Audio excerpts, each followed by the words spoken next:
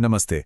भारत की health care system के बारे में सोचें तो एक बहुत ही अजीब तस्वीर सामने आती है, विरोधाभासों से भरी हुई। देखिए, एक तरफ तो हमारे पास दुनिया के कुछ सबसे बेहतरीन, सबसे काबिल डॉक्टर्स हैं, लेकिन दूसरी तरफ हमारा पूरा का पूरा सिस्टम वो खुद ही कई गंभीर बीमारियों से जूझ रहा है। तो चलिए, आज इसी पूरी तस्वीर को थोड़ा और करीब से समझने की कोशिश करते हैं। और यहीं से सच कहूं तो सारी मुश्किल शुरू होती है।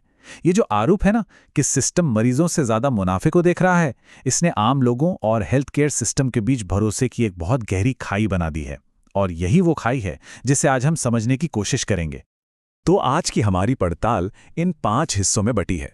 सबसे पहले बात करेंगे मरीज के बोझ की, फिर देखेंगे दो भारत की कहानी क्या है। इसके बाद हम सिस्टम की अपनी अंदरूनी बीमारियों को समझेंगे, फिर डॉक्टर की दुविधा पर आएंगे और आखिर में देखेंगे कि कैसे ये पूरी व्यवस्था एक दोराहे पर खड़ी है। तो चलिए शुरू करते हैं पहले हिस्से से, मरीज का बोझ। यहाँ बात हो रही है उस संकट की जो काउंटर से लेकर बिस्तर तक एक आम इंसान को झेलना पड़ता है। मतलब जैसे ही कोई इस सिस्टम में कदम रखता है, उसके सामने क्या क्या मुश्किलें आती हैं, आइए देखते हैं। तो देखिए, ये एक बहुत ही मुश्किल चुनाव बन जाता है किसी के लिए भी। एक तरफ है सरकारी अस्पताल, हाँ वो किफ़ायती ज़रूर हैं, लेकिन वहाँ का हाल क्या है? बेहिसाब भीड़, घंटों के इंतज़ार और ज़रूरी चीज़ों की कमी। और फिर दूसरी तरफ है प्राइवेट अस्पताल।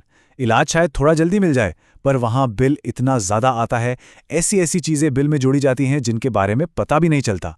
और गैर ज़रूरी टेस्ट की शिकायतें तो खैर आम बात हो रही हैं। और ये जो एहसास है ना कि मरीज को एक बीमार इंसान की तरह नहीं, बल्कि सिर्फ पैसा कमाने का एक जरिया समझा जा रहा है, ये ही सबसे ज्यादा तकलीफ देता है। आप सोचिए, जब किसी को ये लगने लगे कि उसकी बीमारी किसी और के लिए बस एक बिजनेस मौका है, तो भरोसा कैसे टिकेगा? और प्राइवेट सेक्टर पर लगने वाले इन आरोपों ने इस भरोसे को और भी ज्यादा तोड़ दिया है। चलिए, अब मरीजों के अनुभव से एक कदम आगे बढ़ते हैं और बात करते हैं दो भारत की कहानी की।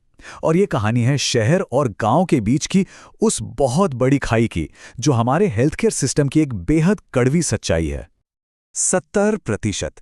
जरा इस आंकड़े पर गौर कीजिए। ये सिर्फ एक नंबर नहीं है, ये भारत की वो ग्रामीण आबादी है जिसके पास सही इलाज के लिए ना तो ढंग के डॉक्टर हैं और ना ही अस्पताल। इससे साफ पता चलता है कि हमारे गांव के हेल्थ इंफ्रास्ट्रक्चर को किस हद तक नज़रअंदाज किया गया है। तो अगर हम गांवों की हकीकत देखें तो वो क्या है? पहली बात, डॉक्टरों की जबरदस्त कमी है। फिर जो जरूरी दवाइयां हैं वो मिलती नहीं हैं। मॉडर्न इक्विपमेंट जैसे कि एक्सरे मशीन या दूसरी जरूरी मशीनें, वो तो भूल ही जाइए। और जो प्राइमरी हेल्थ सेंटर बने भी हैं, उनकी हालत खुद इतनी जर्जर है कि वो खुद बीमार लगते हैं।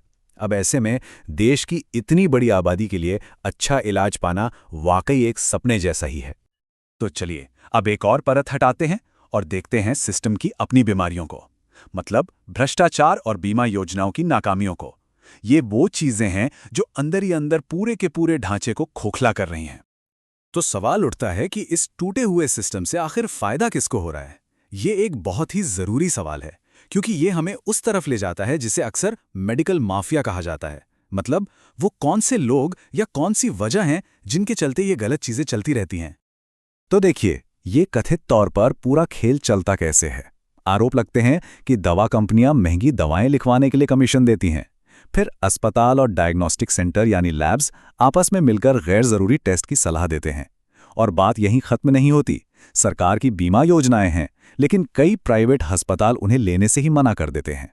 आखिर में होता क्या है?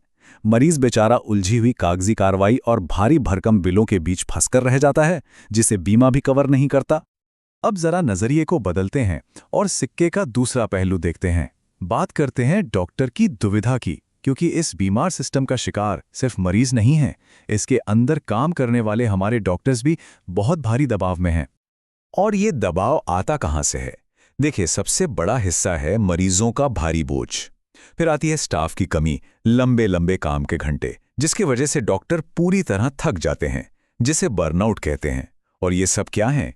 ये उसी बीमार सिस्टम के लक्षण हैं जिससे मरीज परेशान है। मतलब जड़ एक ही है।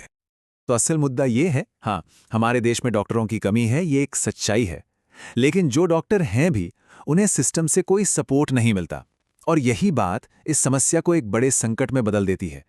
वो बेचारे एक ऐसे जाल में फंसे हुए हैं जहां वो अच्छा काम तो करना चाहते हैं, पर पूरा का पूरा ढांचा ही उनके खिलाफ काम कर रहा होता है।